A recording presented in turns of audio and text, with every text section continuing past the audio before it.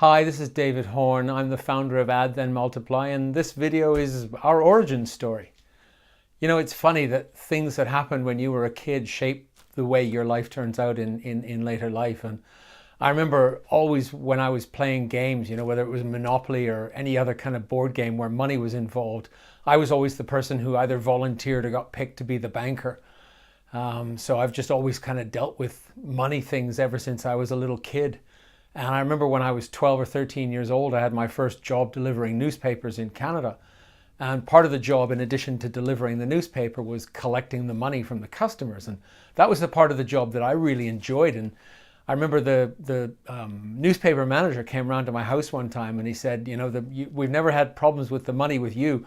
We've got some other kids who are delivering newspapers and they're terrible with the money. How would you like to collect money on other routes? And I thought, great, I love that. So I didn't have to get up early in the morning and deliver newspapers. I just got to collect money at the end of the day. So again, you know, moving from playing board games with fake money to dealing with real money. And then when I was at university, I was a bank teller for the Royal Bank of Canada. And, you know, I regularly had, you know, tens of thousands of dollars in my custody.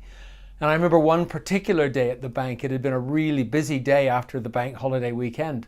And I remember holding in my bare hands $100,000 in cash, 10 bundles of $100 bills. And that was a pretty heady thing to do. I think I was 19 years old. So again, you know, just that exposure to money. And then I trained to become a chartered accountant with PwC and moved with them internationally and was the chief financial officer of a couple of listed companies on the London Stock Exchange. And so it was quite natural that when I started Add Then Multiply, I knew it was going to be something to do with money and finance because that's just what I've kind of done and been attracted to all my life.